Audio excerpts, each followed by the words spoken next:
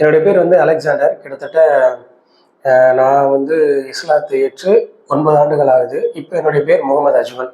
இந்த 9 ஆண்டுகளுக்கு முன்பாக பார்த்தீங்கன்னா, எனக்கு வந்து இஸ்லாத்தை பற்றி ஒரு சில விஷயங்கள் தெரியும். அது என்னன்னா, முதல்ல முஸ்லீம்கள்லாம் தீவிரவாதி. அப்படித்தான் படத்துலையும் காட்டியிருந்தாங்க. எனக்கு அப்படித்தான் சொல்லியிருந்தாங்க. இதை விட எனக்கெல்லாம் எப்படி சொல்லி வச்சுருந்தாங்கன்னா, முஸ்லீம் வீட்டில் 2 ஆண் குழந்தைகள் இருந்தாங்கன்னா, ஒருத்தர் வந்து குடும்பத்தை பார்த்துக்குவோம், ஒருத்தர் வந்து தீவிரவாதத்துக்கு போகணும் அப்படின்லாம் சொல்லியிருந்தாங்க. ஸோ இதெல்லாம் நான் நம்பியிருந்தேன். அது மட்டும் இல்லாமல் நான் இஸ்லாத்தை ஏற்றுக்கிட்ட புதுசில் மார்க்க கல்வி கற்றுக்கிறதுக்காக வந்து வேலூருக்கு போயிருந்தேன். அப்போ போகும்போது நடந்த ஒரு சுவாரஸ்யமான நிகழ்வு என்னன்னா, நம்ம மைண்டில் வந்து அந்த சிந்தனை இருக்குது, முஸ்லீம்கள் தீவிரவாதி அப்படின்னு சொல்லிட்டு. இஸ்லாத்தை வந்து அப்போ தானே அக்செப்ட் பண்ணியிருக்கிறோம், அதை பற்றி என்னன்னு தெரியல, எல்லாம் உள்ளே போனால் தானே எல்லாமே தெரியும் அப்படின்னு சொல்லிட்டு நானும் உள்ளே போயிட்டேன். உள்ளே போயிட்டு அங்கே இருக்கக்கூடிய ஒரு மௌலானாட்ட போய் கேட்குறேன். ஒரு வாரம் இருக்கும். போனதுக்கப்புறம் எப்போ துப்பாக்கி சுட பயிற்சி கொடுப்பீங்க அப்படின்னு. அவர் சிரிக்கிறாரு. சிரிச்சுட்டு ஒரு வாரம் கழிச்சு சொல்கிறேன் அப்படின்னு சொல்லிட்டு போயிட்டார். நானும் ரொம்ப தூங்கும் போதெல்லாம் அப்படியே படத்துல விஜயகாந்த் படத்துல காட்டுற மாதிரி அப்படி துப்பாக்கி எடுத்து சொல்ற மாதிரி எல்லாம் கனவெல்லாம் கண்டுட்டு இருப்பேன். ஒரு வாரம் கழிச்சு முழுமையா சில விஷயங்கள் படிச்சதுக்கு அப்புறம் தான் நம்ம எந்த அளவுக்கு முட்டாள்தனமா இருந்தோம் அப்படிங்கிறத வந்து அங்க வந்து நான் உணர்ந்தேன். ஸோ இப்படிதான் வந்து பாத்தீங்கன்னா, இந்த மாதிரி பல்வேறு மக்களுக்கு வந்து இஸ்லாம்னா தீவிரவாத மார்க்கம், இவர்கள் தீவிரவாதிகள், இவங்க வந்து தீவிரவாதத்தை போதிக்கிறாங்க அப்படிங்கிற ஒரு பின்பத்தை வந்து இவங்க கட்டமைச்சிருக்கிறாங்க. உள்ள வந்து பார்க்கும் பொழுது இஸ்லாமிய மார்க்கம் எவ்வளவு அழகான மார்க்கம். இந்த இஸ்லாம் வந்து பாத்தீங்கன்னா எந்த அளவுக்கு வந்து மனித நேயத்தை வலியுறுத்துகிறது, எந்த நேயத்துக்கு பிறரை வந்து அன்பாக இருக்க சொல்லுது, அரவணைக்க சொல்லுது அப்படிங்கிற ஒரு விஷயங்களை வந்து நான் புரிஞ்சுக்க ஆரம்பிச்சேன்.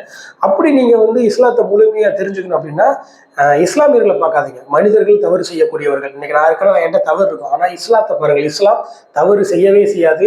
நீங்க நபிகள் அவரோட வாழ்க்கையை பாருங்க, அவர்கள் வாழ்ந்த முறையை பாருங்க, குரான் இஸ்லாத்தின் இறுதி வேதம் திருமறை திருக்குறானை படிச்சு பாருங்க, உங்களுக்கு வந்து உண்மை தெரியும். இப்போ எடுத்துக்காட்டுக்கு வந்து நபிகளார் சொல்லியிருக்கிறாங்க, அண்டை வீட்டார் பசித்திருக்க நீங்க வந்து வயிறார உணவு உண்ணாதீங்க அப்படின்னு சொல்லிட்டு இருக்கீங்க. இது எவ்வளவு பெரிய போதனையா இருக்குது.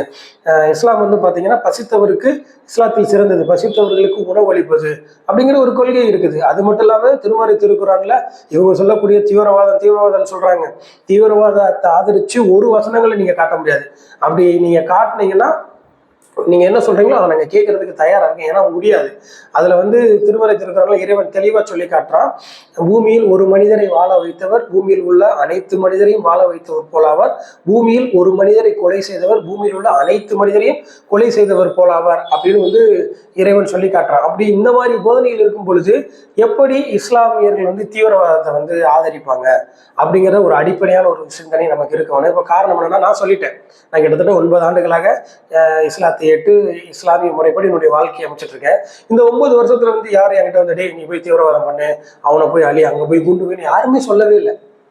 ஏன்னா சொல்ல மாட்டாங்க. ஏன்னா இஸ்லாம் ஆதரிச்சா தானே சொல்ல முடியும் தீவிரவாதத்தை. இதை வந்து புரிஞ்சுக்கிறது கிடையாது. நம்ம வெளியில இருந்து பார்க்கும் பொழுது சில விஷயங்கள் தவறாத்தான் தெரியும். சொல்லுவாங்கல்ல, ஒருத்தர் பார்க்கும்போது வந்து அவன் வந்து கெட்டவனா தெரியுமா, அவன்கிட்ட பழகும் போது இவ்வளவு நல்லவனை நம்ம கெட்டவனா புரிஞ்சுக்கிட்டோம் அப்படின்ட்டு. நான் மட்டும் இல்லை, இந்த மாதிரி எத்தனையோ சகோதரர்கள் வந்து பாத்தீங்கன்னா இதே போலதான் இஸ்லாத்தை பத்தி தவறான கருத்துக்கள் இருந்து அதுக்கப்புறம் அது தீவிரமா வந்து ஆராய்ந்து அதை படிச்சு அதற்கப்புறம் வந்து பாத்தீங்கன்னா, ஐயோ நம்ம எவ்வளவு முட்டாள்தனமா இருந்திருக்கோமே அப்படிங்கிறத வந்து உணர்ந்து அவங்க வந்து ஒரு முழுமையான ஒரு வாழ்க்கை நிறைய வாழ்ந்துட்டு இருக்காங்க. அதனால வந்து நீங்க தயவு செய்து வெளியில இந்த ஊடகங்களும் இந்த அரசியல்வாதிகளும் பண்ணக்கூடிய வெறுப்பு பிரச்சாரத்துக்கு இரையாகாதீங்க. நீங்க கண்கூட பார்க்கலாம், உங்களுடைய பகுதியில் இருக்கக்கூடிய அண்டை இஸ்லாமியர்களை பாருங்க, அவர்கள் தீவிரவாதம் பண்றாங்களா. எடுத்துக்காட்டுக்கு நம்ம வந்து கடந்த காலகட்டங்கள் நடந்த தமிழ்நாட்டில் நடக்கப்பட்ட இயற்கை பேரிடர்கள்ல வந்து பாத்தீங்கன்னா முதலாளா உதவி செய்தது இஸ்லாமியர்கள் தான். தன்னுடைய உயிரையும் பொருட்படுத்தாமல் கொரோனா காலகட்டங்களில் தன்னுடைய உறவினர்கள் கூட தன்னுடைய குடும்பத்தில் உள்ளவங்களுடைய சடலங்களை எடுக்க அச்சப்பட்ட போது கூட தன் உயிரை துச்சமாக மதித்து அவர்கள் வந்து பல்வேறு களப்பணிகள் செய்ததை நம்ம பார்த்தோம். அப்படி இருக்கும்போது இன்னைக்கு ஈஸியா வந்து சரி அவங்க வந்து முஸ்லீம்கள்லாம் தீவிரவாதிகள் அப்படிங்கிற ஒரு சாயம் வந்து நம்ம பூசிடுறோம். அதே வேளையில பாத்தீங்கன்னா இன்னைக்கு பல்வேறு இதர மத சகோதரர்கள் வந்து பாத்தீங்கன்னா, இல்ல இஸ்லாமியர்கள் தீவிரவாதிகள் கிடையாது, இது வந்து கட்டமைக்கப்பட்ட பொய் அப்படிங்கிற ஒரு உண்மையும் அவர்களுக்கு வந்து தெரிஞ்சிருக்கக்கூடிய சூழலும் இருக்குது. ஸோ தமிழ்நாடு வந்து பாத்தீங்கன்னா ரொம்ப வந்து இதர மாநிலங்களை காட்டிலும் இந்தியாவில் வந்து ஒரு சமத்துவ பூமியா தான் இருக்குது. இங்க வந்து இந்து மத முஸ்லிம்கள் கலவரத்தை வந்து யாரால உருவாக்க முடியாது. அதே போல இந்தியாவும் வந்து பாத்தீங்கன்னா வேற்றுமையில் ஒற்றுமை, பல்வேறு இனங்கள் மதங்கள் மொழிகள் ஜாதிகளை கொண்ட ஒரு நாடாகத்தான் இருக்குது. ஆனா குறிப்பிட்ட காலங்களில் வந்து ஒரு சில சக்திகள் வந்து இவர்களை பிரிக்க நினைச்சிட்டு இருக்காங்க. தயவு செய்து இந்த பிரிவினைக்கு நீங்க துணை போகாதீங்க. இஸ்லாத்தை பற்றி தெரிந்து கொள்ள வேண்டும் என்றால் இறைவனும் பற்றி அறிந்து கொள்ளுங்கள். இறைவனின் இறுதி தூதரை நீங்க புரிஞ்சுக்கோங்க. இறைவனோட இறுதி வேதத்தை வாங்கி படிச்சு பாருங்க. அப்போ உங்களுக்கு இஸ்லாம் தீவிரவாதத்தை ஆதரிக்கிறதா இல்லையா அப்படிங்கிறது முழுமையா தெரியும்.